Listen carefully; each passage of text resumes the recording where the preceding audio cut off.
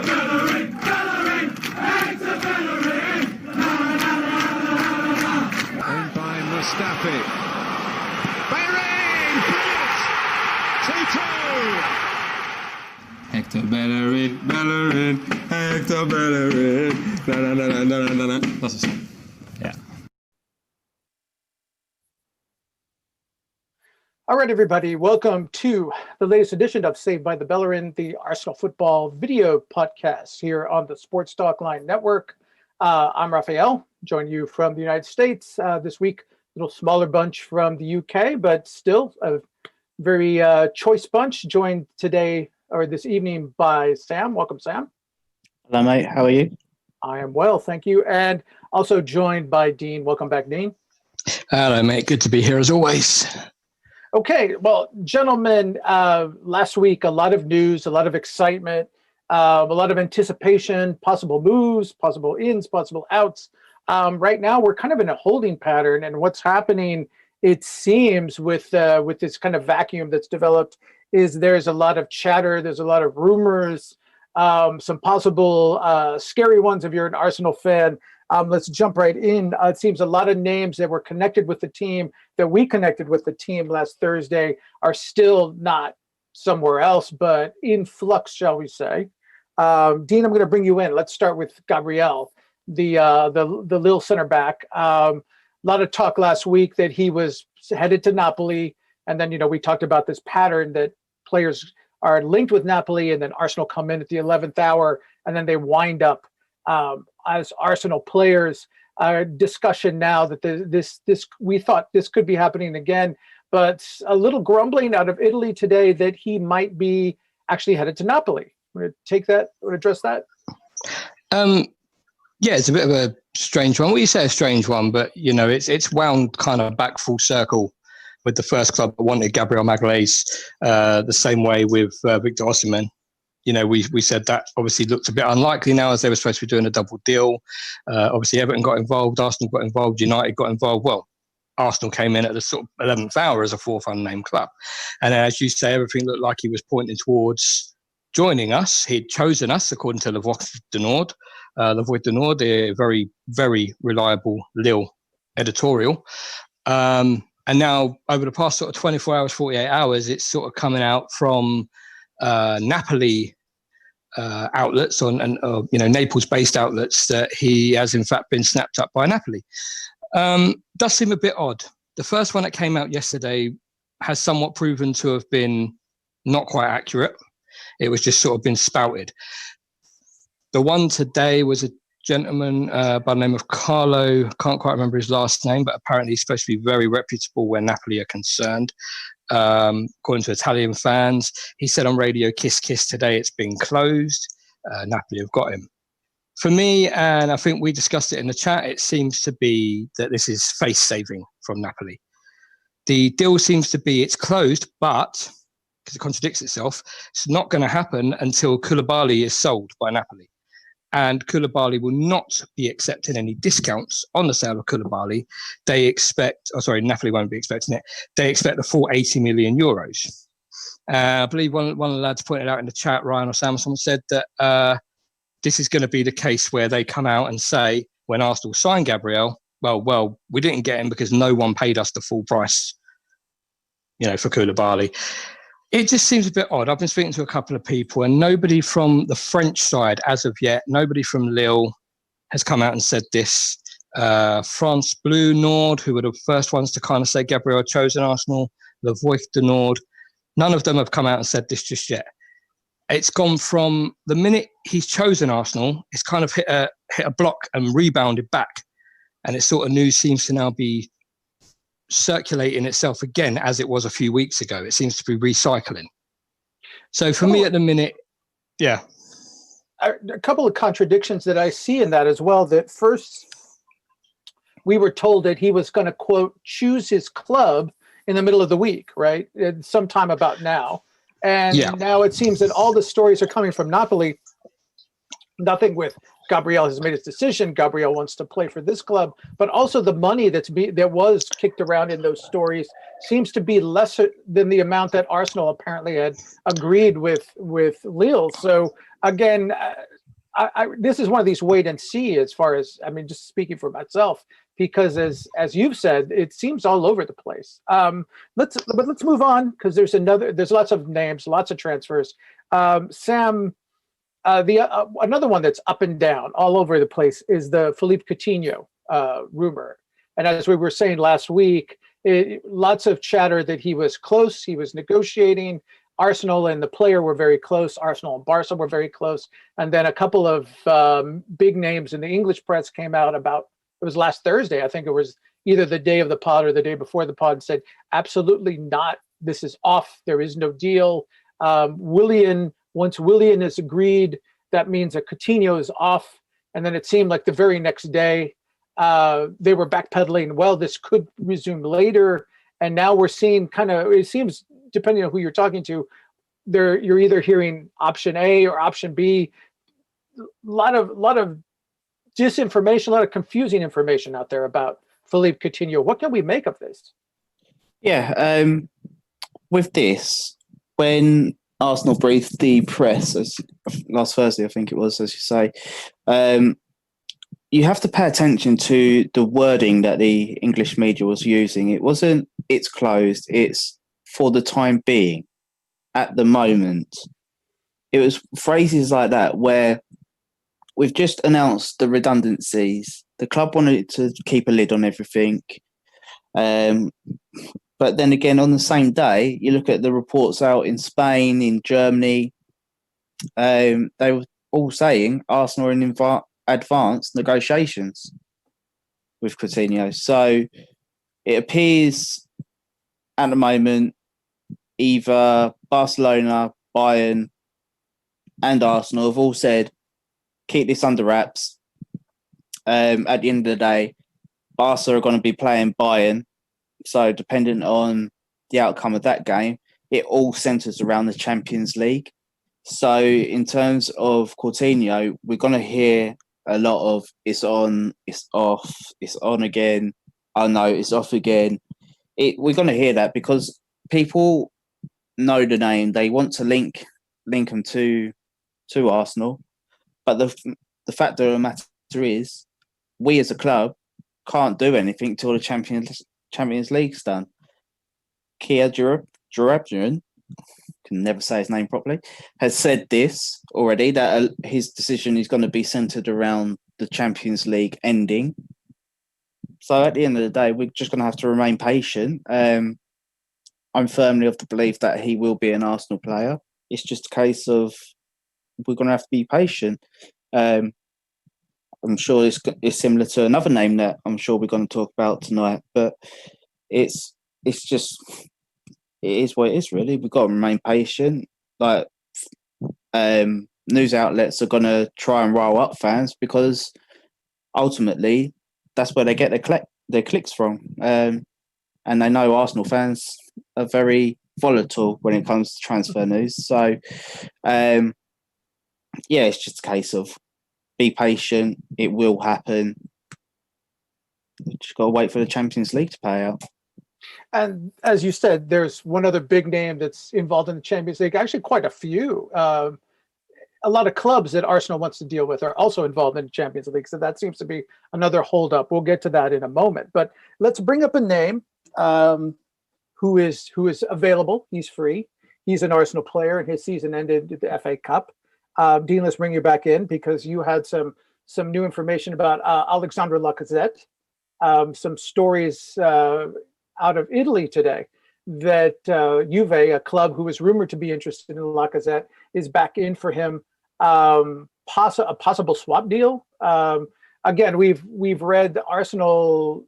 Lacazette was linked with Atletico Madrid earlier in the week. Figure of £30 million or euros, depending on the source, was kicked about. But if Juve is in, it seems that Arsenal may have a bigger market, be able to be a little bit more flexible in what they can ask for, who they can ask for in exchange for him. Yeah, I think we've kind of been saying it recently as well, and I think you hit the nail on the head a while back that A few of these players have had a new market created for them by Mikel, and Lacazette's definitely one of them. There's talk at the moment with Juve. I mean, that kind of was bandied about a little bit ago. No one kind of really wanted to sort of see who we could swap with when swaps were big. But obviously with a new regime now coming out, they want to lose certain players, they want to bring in certain players, and apparently they're very keen on him. So there's been talk of possibly looking to swap him for Douglas Costa. And as you say, Atletico are still reportedly very keen on him, that looking to do a 30 million. If we were looking to do that, we could possibly do a you pay, we pay kind of swap with Partey. There he is again, Thomas Partey, keywords.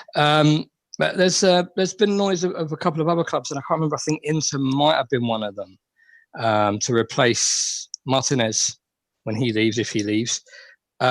So, I mean, there is an open market, as you say, and I think it is something that Arsenal could use to their advantage where Lacazette's concerned. I mean, he's 29, 30, but he still seems to have that kind of play that, I guess, Italian clubs and some Spanish clubs are looking for.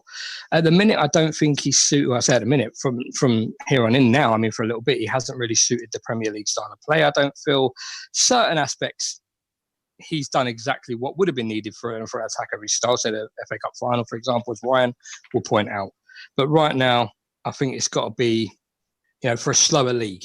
So definitely something Arsenal can pinpoint and use to their advantage, I'd say. Okay. Again, lots of other names, but Lacazette, again, it's good that he has a market. We're going to talk about the potential overall market for Arsenal, which is a very encouraging one.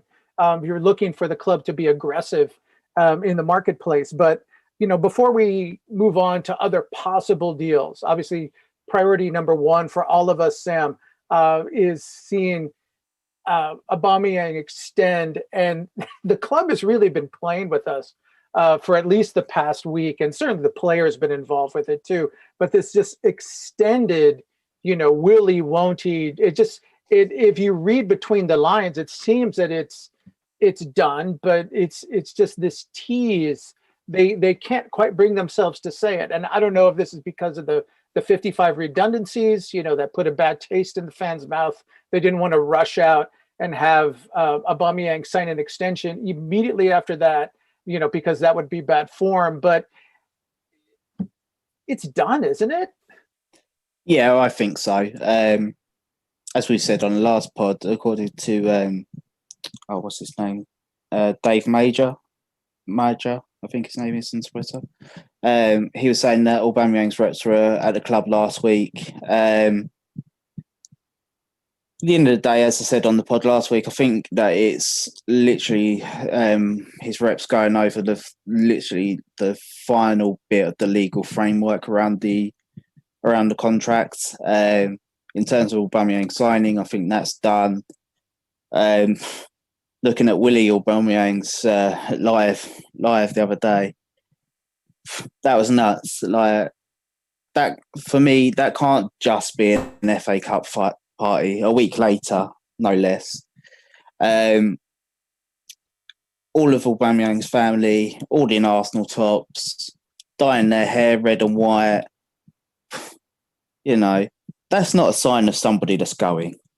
That's a sign of somebody that's just signed. That's someone that's celebrating an extension, in my opinion. Like, you don't go that big a week later for an FA Cup final party.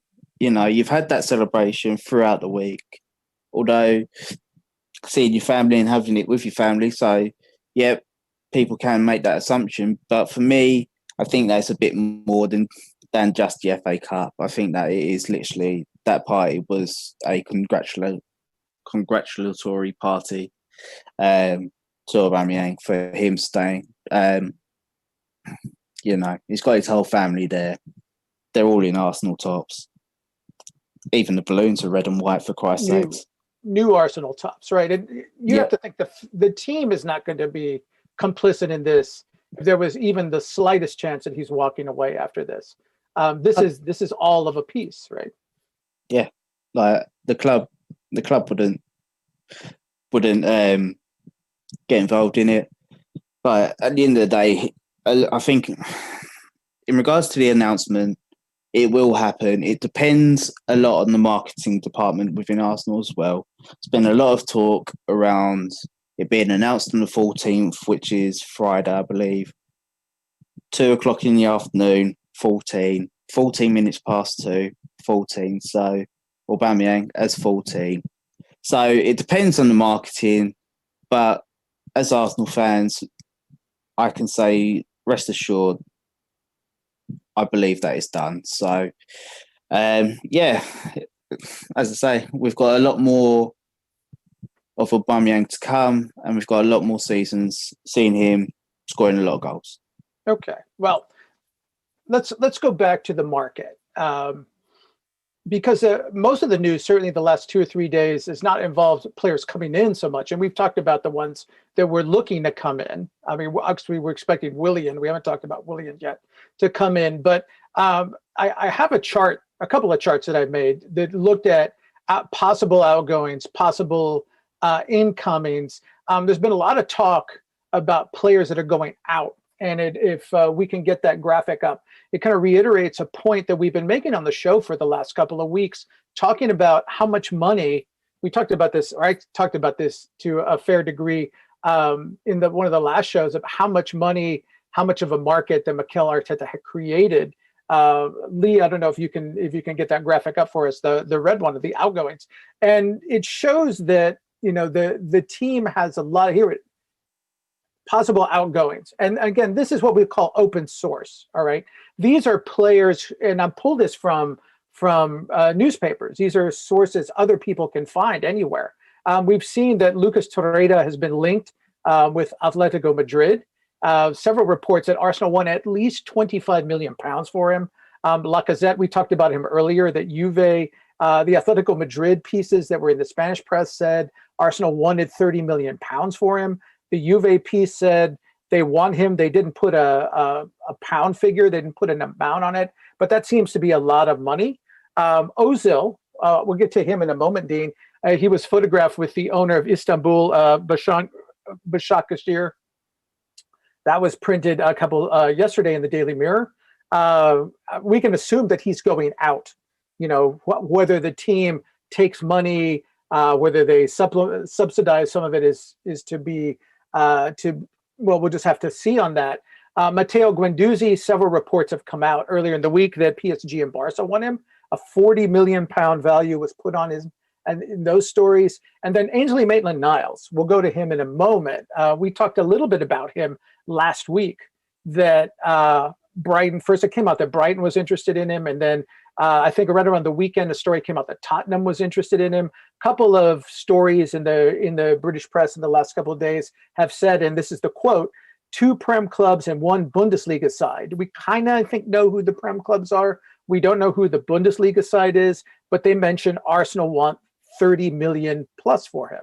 And then, of course, a story that Rob Holding could be a target for Leeds United. If they cannot keep Ben White, who they have on loan from Brighton, it seems that Brighton want him back, and Brighton are also getting feelers from big clubs like Liverpool for him. So if you add all of these up, if we take the smallest amount, and we're estimating that Rob Holding, being an English player on the English market, could bring approximately 15 million. But if you added all of those up, we're looking at a total of a minimum of 140 million pounds in a transfer kitty before Arsenal has to touch a dollar. You can bring that down, Lee. Thank you.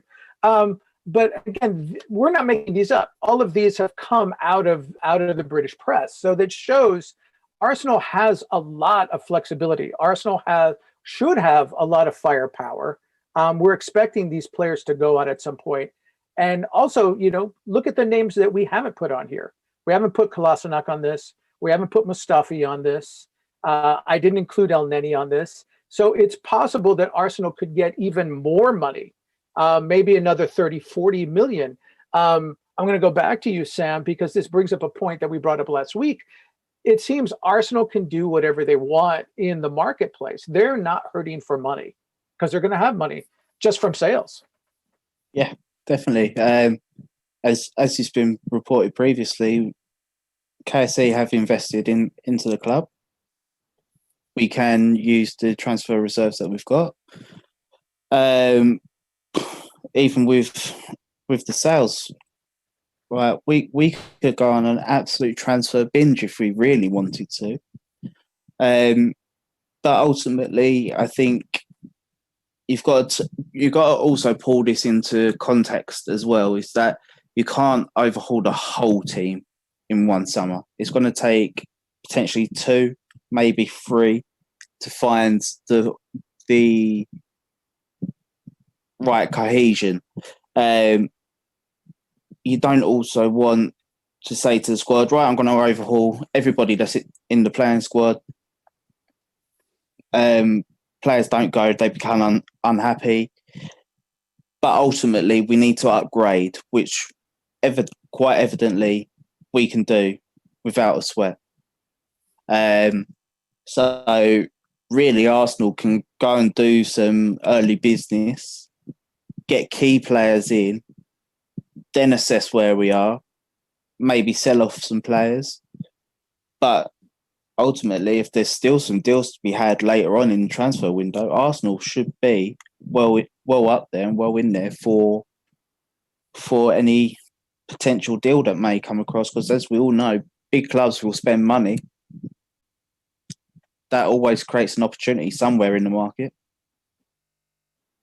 Right. And Dean, let's bring you back in. I'm going to put another chart up, and then I'm going to mention a name. And I'm surprised we haven't talked about him already, because he is in the news, a lot of late breaking news on this player. I'm talking about Dani Cevallos. But Lee, if you can put the other one of possible targets up.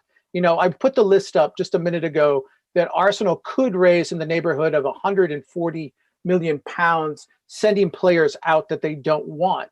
But if we look at the names of players that the club does want, we can see that it is it's not that expensive. We're looking at players like we're looking at Coutinho's on loan. Here it is. Coutinho might be a loan somewhere. So totals of somewhere to 8 to 12 million are being kicked around. We'll talk about Jolson in a minute. We know Willian is a free transfer whenever that deal is consummated. Gabriel, if Arsenal is able to consummate the deal, the number that's been kicked around was 32, I believe, million euros. So it was roughly 28 million pounds. They were looking at Malang Sarr, who's still talking to a lot of clubs, but he's available on a free transfer. The big money, the big name is Thomas Partey. So if we just look at the established players, if Arsenal were to get all of them at the numbers that have been kicked around, we're looking at 84 million pounds only. And, we're of two minds here, say by the Bellerin about Jolson, whether this is a serious deal or not. Some of us are watching it. It's been in the Portuguese press. Sam, I'll get to him in a moment. I'm going to let Dean have a crack at this. He's a little bit skeptical about how serious Arsenal is about him. But look at this total, 84 million pounds, okay? Compare that with 140 million you can bring in. So, Dean, that's a lot of money to play with. Even if they get everybody they want, they've still got a major surplus they can use to go out and target a couple other players to fill in those gaps, as Sam said. They can hunt to see if a bargain pops up late in the market, or they can just save it and see if another player that they really want who's not available now comes up in January or next summer. Yeah, I mean, I think Sam really sort of hit the nail on the head with that. They've got money they can practically, play with. And as you just said, I mean, Sam was right in the sense that we could, if we wanted to, go on a binge. But he's also correct as well, and I completely agree with the fact that you can't just, what's the saying? Just because you can do something, you shouldn't do something. And we shouldn't really be just throwing everything out of the pram in one sitting. He's still going to want to, Arteta's still going to want to mix and mesh. So he's going to bring in these key players, as you say, people like Willian for experience, Partey for that solid defensive area. But then he wants to mix them with the guys he's already got. So it's a mixture of experience, mixture of the youth. And he obviously does see some of the guys that he's got from this season since he's taken over working. But then you're going to obviously lose the likes of, I guess, Socrates, El Neni, people like that. But yeah, you can't, the money's still going to be their surplus, I believe. And it just goes back to what we've been saying all along as well, that I feel even before we sort of do these sales as well, we're able to pick up key players. I mean, 84 million for key areas for Arteta to strengthen is pretty much less than what we spent net last year. Just a little less than what we spent last year. So add to that the sales. It's something we as Arsenal fans have never really had the, I guess, openness to discuss before in that term. And we've always known it's been more than the media's 40 million. But we've never really had that open field to discuss this. And it's quite a story for us as fans to say the club does have this money to play with. But you could bring, we keep seeing stories that they're going to be ambitious and spend 100 million. I think we've proven if they want to spend a lot more than that, they can spend a lot more than that because they should realize a lot more than that. Yeah, no, definitely. Arteta, I think, already knew what he wanted to do, when he first took the job. He probably had an idea of where he wanted to go as well. Raul has said it from day one, even when Emery was here before Arteta come in, about, I guess I can't remember the exact word he used, but like exploiting the market, beating the market, as it were. And I think we're already sort of looking outsmarting the market. Well, there you go. Yeah, exactly. Yeah. Outsmarting the market. And it seems like we're doing anyway. I mean, he said that before COVID even became a thing. I mean, he said that before these ideas of swaps and stuff even became a thing. So, I mean, he already had certain aspects in mind, how to sort of work around fees and work around, he's been doing that stuff since Barcelona. So, I mean, he's playing a big part here. Edu's playing a big part here. And then obviously Arteta's the linchpin. And it's just, this is something they need to, they can realise now, even with this epidemic, this pandemic that's gone on.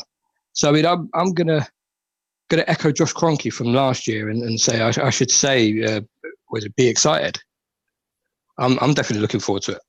Okay. And again, I think we'd be remiss here in the pod if we didn't address a story that came out just a few hours before we came out on the air, dealing with Dani Cevallos, another player we assumed was coming back to Arsenal. Stories that he was happy, the manager liked him, he wanted to extend, and we all talked about how well he played in the post-COVID matches. But Sam, some news reports out of Spain that apparently Real Madrid have reconsidered, and perhaps the players reconsidered their position on loaning him out again. They want to bring him back to camp with them.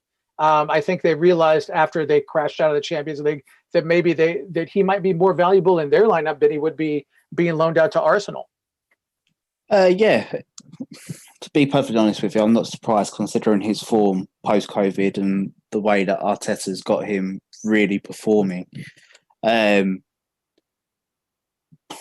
got to also consider Real Madrid's midfield. Some of them are ageing.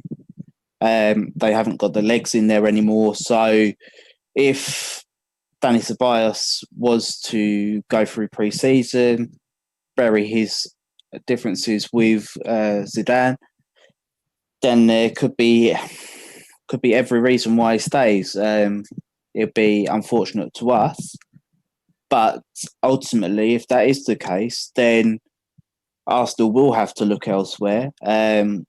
Just looking in the chat at the moment, the name that's being bandied around a lot is Aouar from Lyon. So if we potentially are losing Dani Ceballos, perfect replacement is Aouar. I think with Lyon, we know what Alous is like, difficult negotiator. Yeah. I'd say potentially 60 million, but million euros. But some guys in the chat are saying around 40 million would do it, considering they don't have European football either this season. They don't have European football this season. At all, right? Yeah. They are completely out. So Lyon potentially are in dire straits in terms of financially.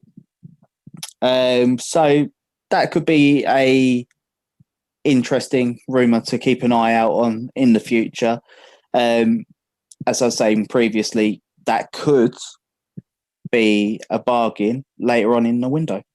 Okay. And as we've just pointed out, if Arsenal need 50 million lying around, they've got it, or they could have it in a week or two. Okay, let's wrap it up here. Again, it's been a crazy week.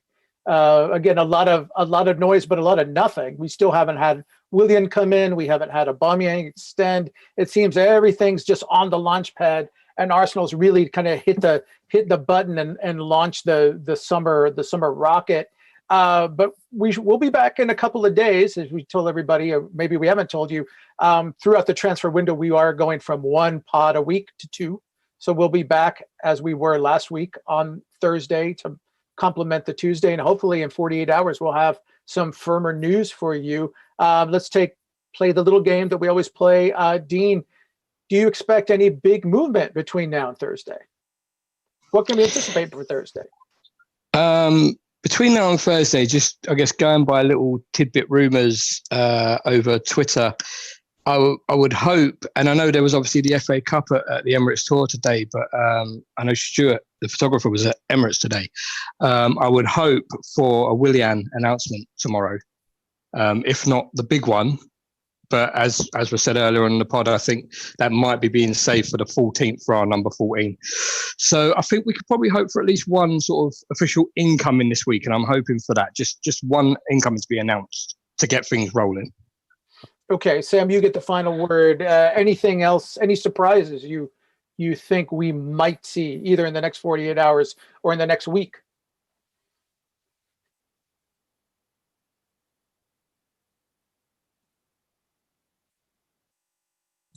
Forgot to unmute myself there.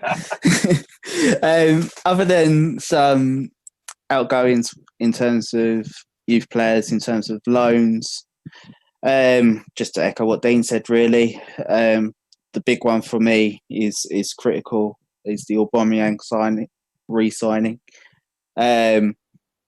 Willian, I've got a sneaky suspicion that'll be tomorrow, but ultimately, what I'm looking forward to and looking for is Auba's signing, and just to see whether we was right, to see whether or not the footage that's being filmed outside the Emirates Stadium will be used as a part of his contract announcement. All right. So if you see smoke and Henry, and then Aubameyang pops out, yes, we were all right, and we'll all be pleased. All right. Well, again, stay with us. This summer, it's a busy summer, a lot of chatter, a lot of chaff to sort through before you get to the real nuggets in the transfer market. But do it with us, and we'll keep you sane. Signing off now, for Raphael, for Sam, and for Dean. Hopefully, we'll have Ryan back with us on Thursday. Full house, and until then, good night, and we'll hope for good news.